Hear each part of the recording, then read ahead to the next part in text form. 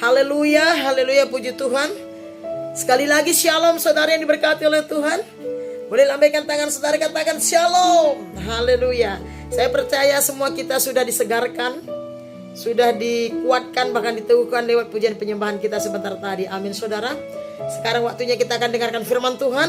Saudara, cepat-cepat saja, tadi kita sudah berdoa. Mari kita buka Alkitab kita di kitab Efesus pasal yang keempat. Efesus pasal yang keempat. Di ayat yang ke-11 sampai yang ke-16. Saudara berikan dulu pembatas di Alkitab saudara. Hari ini kita akan bicara tentang kualitas atau berkualitas. Buat pembatas dulu di Alkitab saudara sebelum kita baca. Kita mau share dulu, kita mau cerita sedikit dulu tentang berkualitas.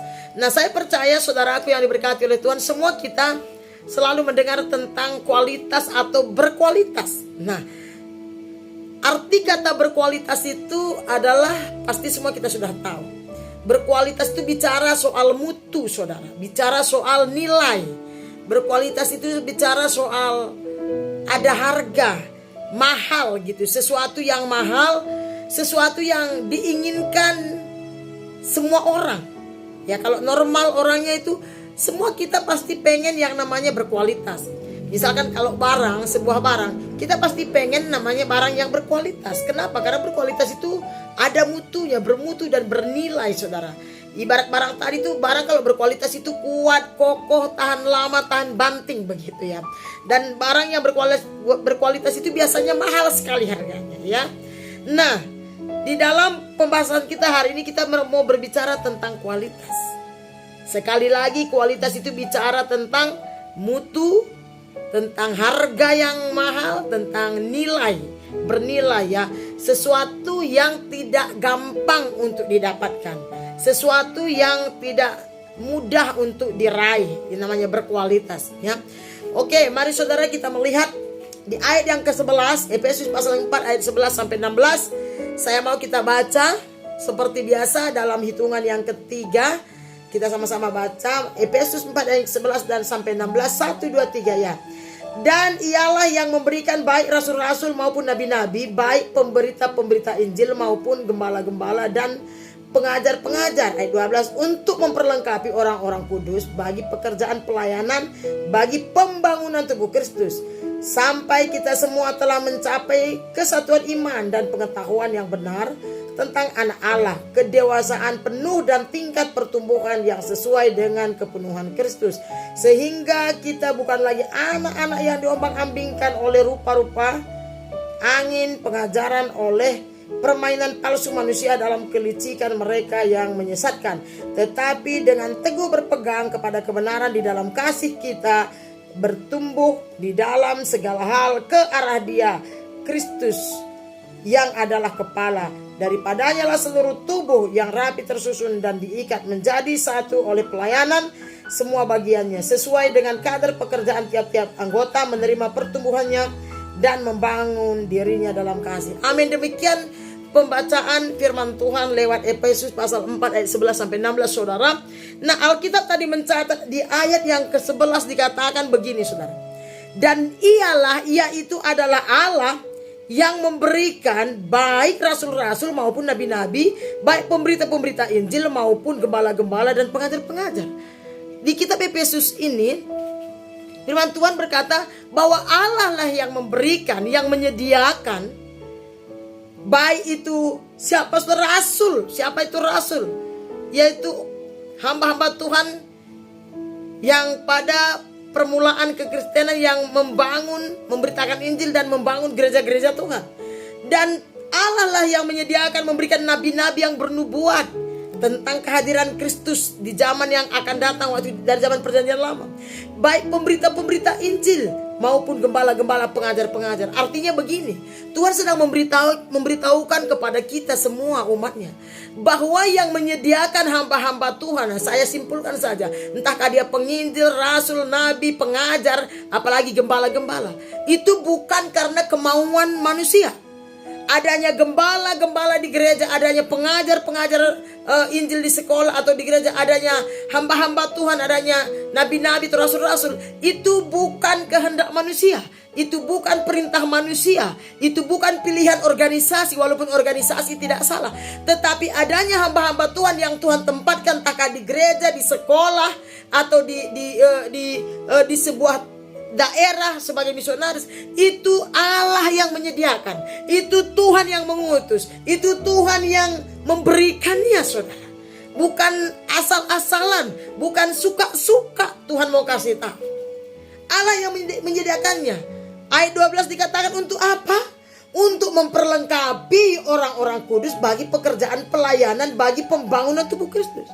Hamba Tuhan disediakan Tuhan, khususnya di gereja-gereja lokal atau di sekolah-sekolah. Itu hamba-hamba Tuhan, entahkah dia pengajar, apapun nama pelayanannya, jabatannya, Tuhan siapkan, Tuhan sediakan, Tuhan utus untuk memperlengkapi, untuk mengarahkan, menasehati, untuk membimbing jemaat Tuhan, untuk mengarahkan anak-anak Tuhan, orang-orang yang sudah percaya, untuk membawa jiwa-jiwa yang belum percaya supaya percaya kepada Allah. Dan untuk memperlengkapi orang-orang kudus, artinya untuk mengarahkan, mendidik, menasehati, membangun, membimbing jemaat Tuhan. Untuk apa? Bagi pembangunan gereja atau bagi pembangunan tubuh Kristus, yaitu umat Tuhan.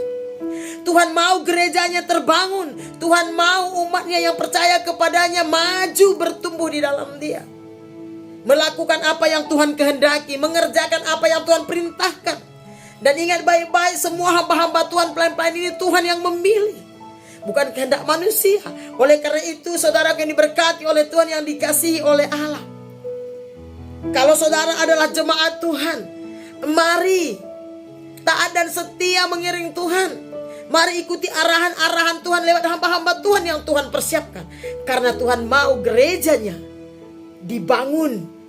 Tuhan mau gerejanya tangguh. Tuhan mau gerejanya bertumbuh, umat-umatnya bertumbuh, saudara. Nah, mari kita melihat Injil Yohanes 15. Yohanes 15 ayat yang ke-16. Apa kata Yesus? Yohanes 15 ayat yang ke-16, saudara, dikatakan begini, saya akan bacakan bagi kita semuanya ya. Bukan kamu yang memilih aku, kata Yesus. Aku memilih aku, tetapi akulah yang memilih kamu. Dan aku telah menetapkan kamu supaya kamu pergi dan menghasilkan buah, dan buahmu itu tetap, supaya apa yang kamu minta kepada Bapa dalam namaku diberikannya kepadamu. Inilah perintahku kepadamu, kasihilah seorang akan yang lain. Yesus berkata, bukan kamu yang memilih aku. Yesus berkata, bukan kita yang memilih Tuhan, bukan hamba Tuhan yang memilih Tuhan, bukan jemaat yang memilih Tuhan, tapi Yesus berkata, tapi aku yang memilih kamu dan menetapkan kamu. Artinya Tuhanlah yang memilih dan memanggil para hamba-hamba Tuhan untuk mengerjakan pelayanan pekerjaan Tuhan. Kalau gembala dia untuk menggembalakan jemaat Tuhan, untuk menjangkau jiwa, untuk mengajak jiwa-jiwa datang beribadah kepada Tuhan. Karena ini kehendak dan perintah Allah, saudara. Oleh karena itu, kalau saudara sebagai jemaat, bukan juga hamba Tuhan yang memanggil dan memilih saudara. Kalaupun ada hamba Tuhan yang mengajak, mengarahkan, mendidik saudara, entahkah saudara setuju atau tidak, tetapi itu adalah perintah Allah. Allah yang memilih saudara, Allah yang memanggil saudara, mungkin melalui hamba-hamba Tuhan, melalui pelayanan-pelayanan gembala-gembala atau pelayan-pelayan saudara. Tuhanlah yang memilih dan memanggil kita. Untuk apa?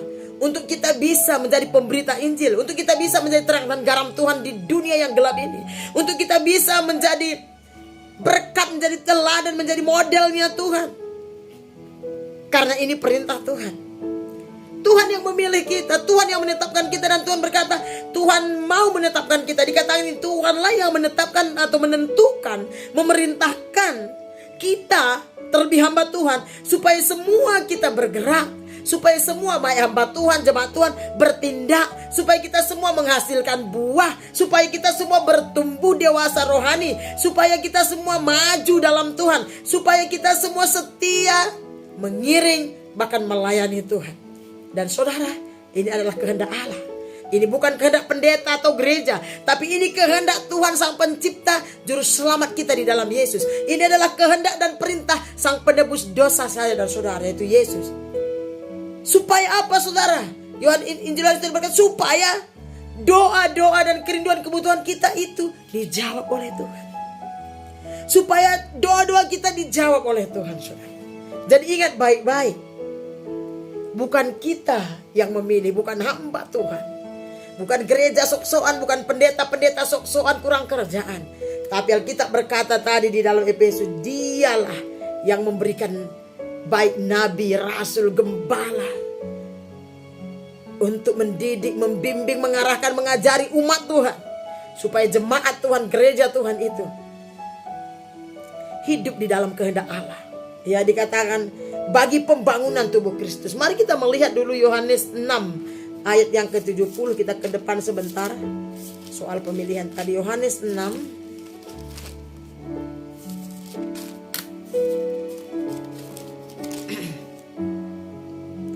Yohanes 6 ayat 70 saya bacakan buat kita semua. Dikatakan begini, jawab Yesus kepada mereka, bukankah aku sendiri yang telah memilih kamu? Yesus ngomong sama murid-muridnya ini, yang 12 ini, namun seorang di antaramu adalah iblis. Yang dimaksudkannya ialah Yudas anak Simon Iskariot, sebab dialah yang akan menyerahkan Yesus. Dia seorang di antara ke-12 murid itu. Hati-hati saudara. Yesus berkata kepada mereka, bukankah aku sendiri yang telah memilih kamu? Yesus sudah pilih kita semua, yang sudah panggil kita semua menjadi ahli waris kerajaannya, menjadi anak-anaknya, umat-umatnya. Tapi jangan ada seperti Yudas menjadi seorang pengkhianat. Tuhan sudah pilih kita, jangan ada seorang pun kita menjadi pengkhianat di hadapan Tuhan. Yesus berkata, aku sendiri yang telah memilih kamu, tapi satu orang daripadamu adalah iblis, kata Yesus. Saya berdoa dan berharap tidak ada di antara kita yang sudah dipilih oleh Allah, dipanggil oleh Allah, menjadi seorang yang pengkhianat, menjadi seorang yang pemberontak, menjadi seorang yang pecundang, menjadi seorang yang berkhianat kepada Allah, menjadi seorang yang membelakangi dan meninggalkan Tuhan. Ya. Oke, ayat yang ke-12 saudara, dikatakan tadi untuk memperlengkapi orang-orang kudus dan bagi pekerjaan pelayanan, bagi pembangunan tubuh Kristus, saudara. Tugas hamba Tuhan, kita sudah tahu, saya sudah jelasin tadi, tugas hamba Tuhan itu saudara suka atau tidak, walaupun tidak sempurna, tugas kami gembala-gembala khususnya yang membimbing, yang dipercayakan Tuhan untuk menggembalakan jemaat Tuhan, yaitu mengarahkan, mendidik, membimbing, menuntut jemaat Tuhan, supaya semakin hari jemaat Tuhan itu semakin hari semakin bertumbuh dewasa imannya, semakin hari supaya jemaat itu semakin mengasihi, melekat dengan Tuhan, saudara. Ayat 13 dikatakan begini, Efesus 4 tadi, sampai kita semua telah mencapai kesatuan iman dan pengetahuan yang benar tentang anak Allah. Nah, tugas para pengajar, khususnya gembala-gembala, mengarahkan, mendidik para jemaat Tuhan, membimbing, mengajari, menasehati, sampai seluruh jemaat itu mencapai kesatuan iman, supaya seluruh jemaat itu beriman kepada Tuhan, bersatu di dalam Tuhan, dan pengetahuan yang benar, supaya jemaat itu memiliki pengetahuan yang benar tentang anak Allah. Apa maksudnya memiliki pengetahuan yang benar tentang anak Allah? Ada banyak orang mengaku Kristen, KTP-nya Kristen, gak salah, bagus, puji Tuhan. Tapi tidak cukup. Kita tidak cukup punya KTP Kristen dan ke gereja setiap hari Minggu saja, saudara, atau dengar khotbah di rumah atau di gereja. Tapi kita jemaat Tuhan, Tuhan mau supaya semuanya mencapai kesatuan iman. Sebagai saudara iman bersatu, sehati, sepikir, dan pengetahuan yang benar tentang Allah. Apa itu pengetahuan yang benar tentang Allah? Kita mengerti kehendak Tuhan atas hidup kita. Kita memahami untuk apa kita ada di muka bumi ini, untuk apa kita dipanggil Tuhan. Bukan memenuhi, bukan asal kita jadi orang Kristen. Dikatakan kedewasaan penuh. Apa maksudnya dan pengetahuan yang benar tentang Allah? Yaitu sebagai orang Kristen, sebagai orang percaya, sebagai anak Tuhan, kita harus sadar dan mengerti, memahami bahwa kita tidak cukup menjadi orang Kristen. Tapi kita harus semakin hari semakin bertumbuh dewasa di dalam iman. Semakin hari kita harus semakin mengenal siapa Allah yang kita sembah. Semakin hari kita harus semakin maju di dalam Tuhan. Semakin hari kita harus semakin bergairah, bersemangat di dalam Tuhan. Itulah pengetahuan yang benar tentang anak Allah. Dan dikatakan tingkat pertumbuhan yang sesuai dengan kepenuhan Kristus. Pertumbuhan iman kita harus sesuai dengan kepenuhan Kristus. Artinya semakin hari saya dan saudara sebagai anak Tuhan, kita harus semakin hari semakin serupa segambar dengan Tuhan. Semakin hari kita semakin sehati dengan firman Tuhan, semakin selaras dengan perintah-perintah Allah. Itulah pengetahuan yang benar tentang anak Allah. Semakin hari kita semakin mencintai apa yang Tuhan cintai. Semakin hari kita harus semakin mengasihi apa yang Tuhan kasih. Semakin hari kita harus semakin kudus hidup kita. Semakin hari kita harus semakin serupa dengan Yesus dan tidak serupa dengan dunia ini. Itulah kepenuhan di dalam Kristus. Dan ingat baik-baik, tadi Tuhan sudah katakan bahwa Allah lah yang menyediakan para gembala, pengajar, penginjil untuk memperlengkapi orang-orang kudusnya Tuhan, yaitu jemaat-jemaat Tuhan. Ayat yang ke-14 dikatakan, sehingga kita bukan lagi anak-anak yang diombang-ambingkan oleh rupa-rupa angin pengajaran. Kenapa kita harus dewasa rohani? Kenapa kita harus bertumbuh dan maju dalam Tuhan? Kenapa kita harus melekat dengan Tuhan? Kenapa kita harus semakin hari semakin serupa dengan Yesus? Dikatakan supaya kita tidak lagi menjadi anak-anak yang dapat diombang-ambingkan, saudara. Supaya jemaat Tuhan, gereja Tuhan tidak terbawa arus oleh keadaan situasi dunia yang jahat dan dosa ini. Dunia yang sedang berjalan kepada kelenyapan, kebinasaan ini. Dikata supaya kita tidak lagi diombang-ambingkan oleh rupa-rupa angin pengajaran. Ada banyak pengajaran saat ini, apalagi hari-hari ini. Ada banyak pengajaran-pengajaran, filsafat, pengetahuan, arahan-arahan, saudara. Kalau kita tidak kuat dalam Tuhan, kalau kita tidak setia dalam Tuhan, kalau kita tidak tertanam dalam bait Allah, tidak tertanam dalam firman Allah, kalau kita tidak melekat dengan hadirat Tuhan, saya mau beritahu melalui firman Tuhan, kita akan terbawa arus. Kita akan tergoda dengan situasi sistem dunia yang sangat tidak menjanjikan ini. Orang dunia aja tahu, dunia tipu-tipu, saudara. Dunia ini penuh dengan tipuan, penuh dengan kepalsuan, penuh dengan kebohongan. Kalau kita tidak ada dalam hadirat Tuhan, kalau kita tidak connect dengan Tuhan siang hari, pagi, siang hari, dan malam, saudara. Kalau kita tidak berpegang teguh kepada Tuhan, kita akan terbawa arus. Kita akan hanyut dengan sistem dunia ini. Tanpa kita sadari, iman kita, kerohanian kita akan mati, saudara. Sehingga ada banyak orang-orang Kristen, anak-anak Tuhan hari-hari ini tidak lagi mengalami hadirat Tuhan.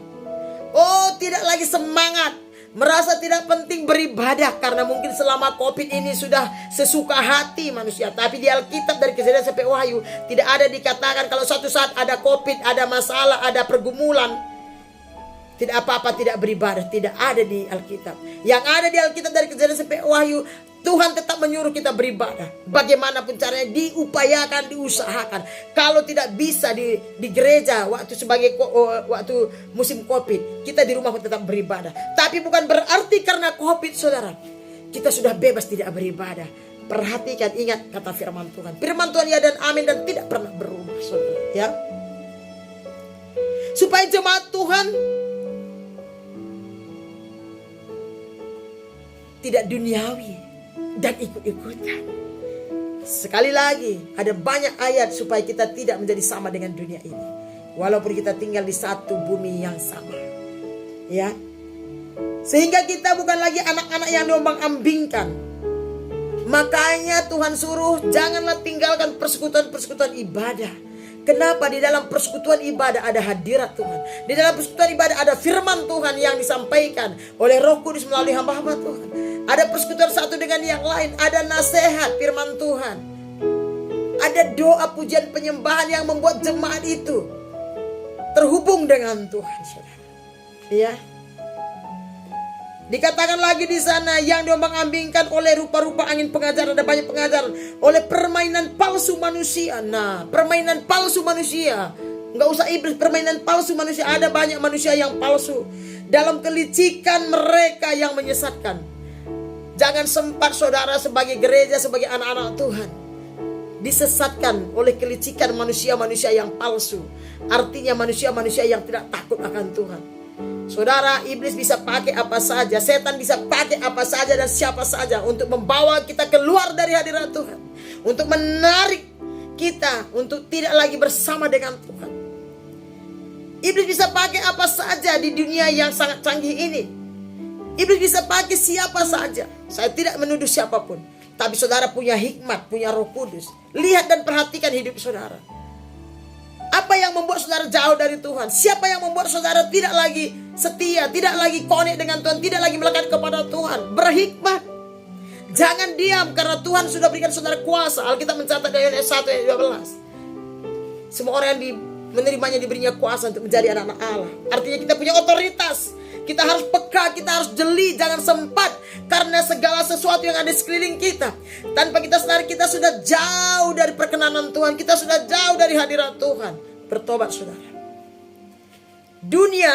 Setan akan berikan apapun yang ada di dunia ini supaya saudara meninggalkan Kristus. Saudara ingat pencobaan Tuhan Yesus selama 40 hari oleh setan. Yang setan berikan pencobaan kepada Yesus saja dicobai. Masalah makanan, masalah jabatan, masalah kekuasaan. Saudara, kekayaan dunia ini, kemewahan dunia ini. Setan akan berikan kemewahan dunia ini. Setan akan berikan kesukaan daging kita. Setan akan tawarkan hal-hal yang sepertinya enak, nyaman, senang saudara. Tapi hati-hati dengan tipu muslihat iblis. Kepalsuan, tadi Alkitab berkata, dikatakan pengajaran oleh rupa-rupa angin pengajaran, oleh permainan palsu manusia dalam kelicikan mereka yang menyesatkan. Bagaimana caranya kita tahu kita sudah tersesat atau tidak? Lihat hati saudara, lihat kerinduan hati saudara, lihat iman percaya saudara, lihat semangat kesukaan saudara apa. Apakah sudah jauh dari Tuhan? Apakah sudah jauh dari kehendak Allah? Kalau kesukaan saudara masih ada di dalam koridor Tuhan, berarti saudara belum disesatkan, ya. Ayat 15 dikatakan begini. Tetapi dengan teguh berpegang kepada kebenaran, dengan teguh berpegang kepada kebenaran di dalam kasih kita bertumbuh di dalam segala hal ke arah Dia. Harus berpegang kepada kebenaran. Jangan menyimpang dari kebenaran, jangan mundur, jangan stop, tapi maju terus. Jangan lemah. Harus berpegang kepada kebenaran di dalam kasih kita bertumbuh di dalam segala hal ke arah Dia. Semakin hari segala sesuatu harus membawa kita. Semakin hari kita semakin bertumbuh dewasa ke arah Tuhan. Semakin hari kita harus semakin selaras dengan firman Tuhan. Semakin hari kita harus semakin bergairah di dalam Tuhan. Sekalipun dunia ini, sekalipun mungkin semua orang sudah tidak mau tahu, tetapi pastikan saudara yang mendengar ini khususnya, cek diri kita masing-masing. Apakah semakin hari kita semakin bertumbuh ke arah Kristus, atau semakin hari kita semakin jauh daripada kebenaran Tuhan? Cek diri kita masing-masing. Apakah kita semakin hari semakin serupa dengan dunia, atau semakin serupa dengan Kristus? Tidak ada yang tahu kecuali Tuhan dan diri saudara. Alkitab mencatat, tetapi dengan teguh berpegang kepada kebenaran di dalam kasih kita bertumbuh di dalam segala hal ke arah Dia. Dianya Tuhan Kristus yang adalah kepala saudara. Pastikan semua kita semakin hari semakin berpegang teguh, semakin bertumbuh ke arah Tuhan, semakin selaras serupa dengan Kristus, semakin sehati dengan Tuhan, semakin sejalan dengan firman Allah, semakin bergairah di dalam Tuhan. Tetap teguh berpegang pada kebenaran, artinya kuat, tak tergoyahkan oleh apapun. Tetap taat dan setia mengiring dan melayani Tuhan. Terus semangat dan bergairah mencari perkenanan Tuhan, bukan mencari kesukaan dunia ini. Saudara, ayat 16 yang terakhir. Dan daripadanya lah seluruh tubuh yang rapi tersusun dan diikat menjadi satu oleh pelayanan semua bagiannya. Tahukah saudara, pelayanan atau melayani membuat jemaat hamba Tuhan itu terus bersatu. Coba saudara perhatikan dengan jujur, perhatikan, semakin setia orang melayani, semakin banyak jiwa-jiwa yang mengambil bagian dalam pelayanan pekerjaan Tuhan, pasti semakin sehati, semakin bersatu. Tetapi semakin banyak orang meninggalkan pelayanan pekerjaan Tuhan, maka gereja itu, maka jemaat itu bukan semakin hari bukan semakin bersatu, semakin tercerai-berai, saudara. Semakin jiwa-jiwa, semakin jemaat-jemaat Tuhan itu semakin meninggalkan pelayanan, semakin tidak setia melayani Tuhan, semakin tidak setia beribadah. Maka jemaat itu, gereja Tuhan, tubuh Kristus itu adalah jemaat Tuhan, akan semakin tercerai-berai. Dikatakan di sini, dan daripadanya lah seluruh tubuh yang rapi tersusun dan diikat menjadi satu oleh pelayanan semua bagiannya. Apapun bentuk pelayanan kita, kalau kita setia melayani, maka kita sebagai tubuh Kristus, yaitu umat Tuhan, entahkah pendeta atau jemaat dan para pelayan Tuhan, semakin hari semakin bersatu. Kesatuan itu adalah kehendak Allah. Di mana ada kesatuan, di situ ada roh Allah bekerja, saudara. Tapi di mana ada percerai-beraian, di situ tidak ada roh Allah bekerja. Mengerikan sekali kalau kita anak-anak Tuhan tidak ada kesatuan dan tidak ada roh Allah di sana. Dikatakan lagi, sesuai dengan kadar pekerjaan tiap-tiap anggota, menerima pertumbuhannya dan membangun dirinya dalam kasih. Perhatikan baik-baik kesimpulannya. Saya akan tutup. Kesimpulannya apa? Kita bicara tentang soal kualitas tadi. Nah, saudara harus tahu, berkualitasnya kita sebagai gereja Tuhan itu adalah kehendak dan perintah Allah.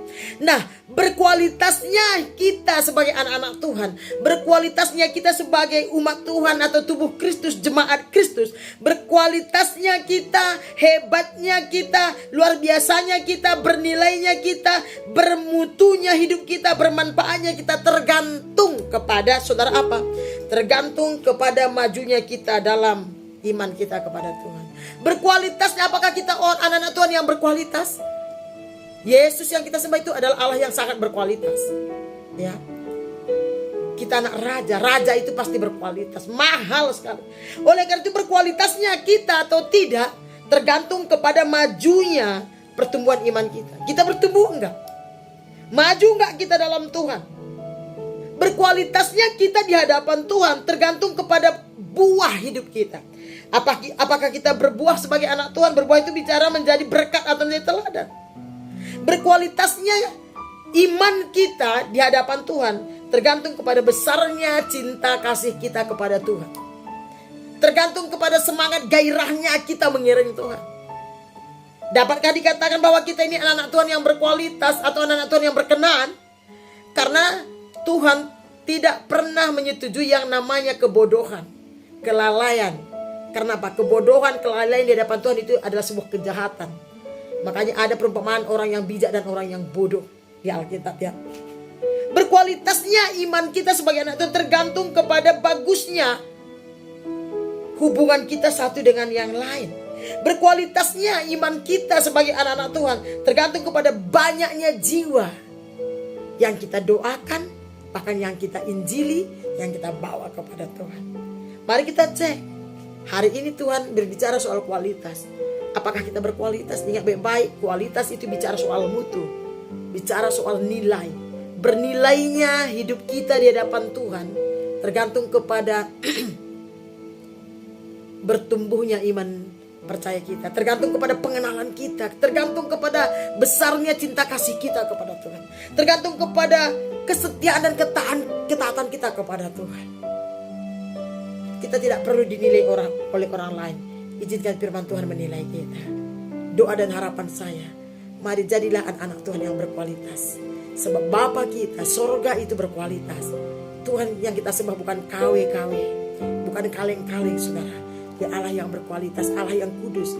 Makanya dia berkata, kuduslah kamu sebab aku kudus. Tidak ada seorang pun yang bisa hidup kudus di muka bumi ini kecuali mereka yang dikuduskan oleh Allah. Kita sudah dikuduskan lewat darah Yesus. Mari jaga kekudusan itu sehingga hidup kita tetap berkualitas di hadapan Tuhan. Mari tetap setia kepada Tuhan, tetap bergairah dalam Tuhan. Jangan terpengaruh, jangan terombang-ambing, terbawa arus dengan situasi sistem dunia yang palsu dan yang sedang pergi kepada kebinasaan ini. Puji Tuhan, demikian firman Tuhan yang boleh saya sampaikan. Mari tutup Alkitab saudara. Kita mau angkat satu pujian di hadapan Tuhan. Kita mau katakan, ku bersyukur. Kita mau bersyukur. Kita mau katakan, ku mau setia sampai akhir.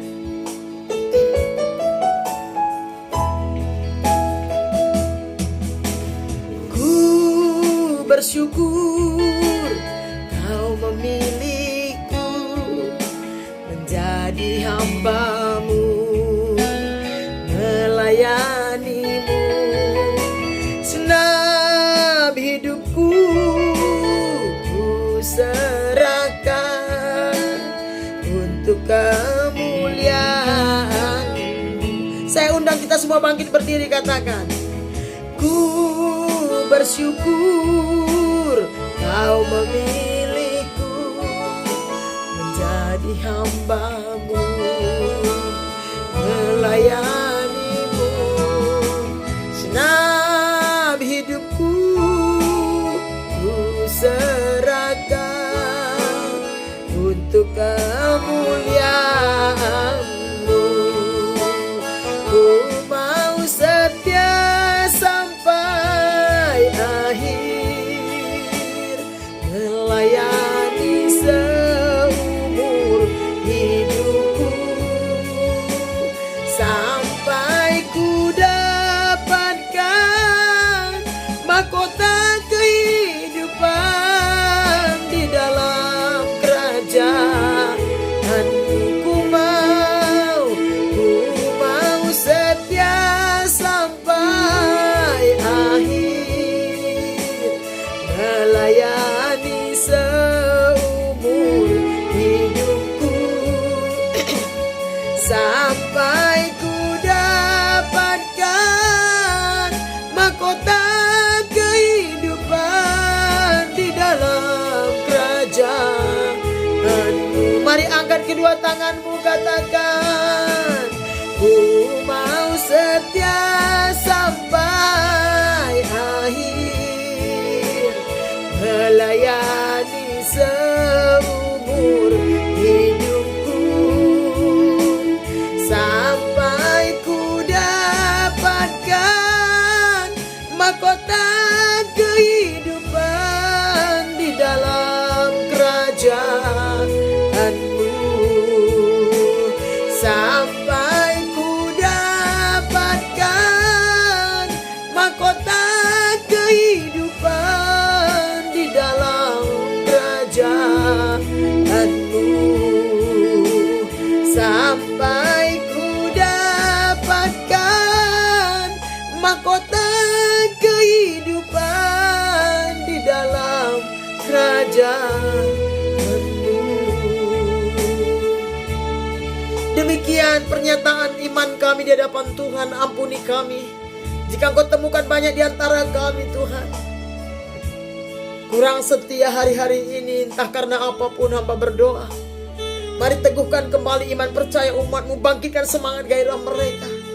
Jadikan seluruh kami, seluruh umat-Mu, khususnya GBI Bahasa Bandar Sunway Mentari Kuala Lumpur Malaysia, jadikan mereka, Tuhan, menjadi umat-umat-Mu yang taat dan setia kepada-Mu, bertumbuh dewasa dalam pengenalan akan Engkau, menjadi anak-anak Tuhan yang berkualitas, yang bermutu dan bernilai di hadapan Tuhan. Jamah umat-Mu dimanapun mereka berada. Pakai umat-Mu yang setia dalam Tuhan-Mu untuk terus menjangkau, mengajak teman-teman mereka. Ampuni dosa pelanggaran kejahatan mereka, kuduskan, tahirkan, layakkan mereka. Hamba berdoa, berkati umat-Mu, teguhkan iman percaya mereka. Ajari, tolong pimpin mereka, Roh Kudus, jamah penuhi hati mereka. Kembalikan cinta kasih mula-mula mereka akan Engkau. Buat roh mereka terikat akan Engkau. Sembuhkan, pulihkan mereka, Tuhan. Angkat yang jatuh, bawa kembali yang sudah menyimpang, bawa mereka bersekutu dengan-Mu. Terima kasih Bapa. Materaikan firman dalam hati umat-Mu. Hamba terbatas, tapi Roh-Mu tidak terbatas. Berkat-Mu melimpah atas umat-Mu. Ini doa dan ucapan syukur kami. Hamba serahkan seluruh jemaat-Mu, jemaat GBI Bahasa Bandar Sunway Mentari Kuala Lumpur Malaysia dalam tangan-Mu. Lebih daripada yang kami minta, doakan, pikiran, Kau kerjakan atas hidup mereka. Dalam nama Yesus kami berdoa bersyukur. Semua kita yang percaya diberkati Tuhan. Sama-sama kita katakan amin. Berikan tepuk tangan kepada Tuhan. Haleluya, puji Tuhan. Silakan duduk semua saudaraku. Demikian firman Tuhan yang boleh saya sampaikan. Sampai ketemu di minggu yang akan datang. Tuhan memberkati kita semuanya. Shalom.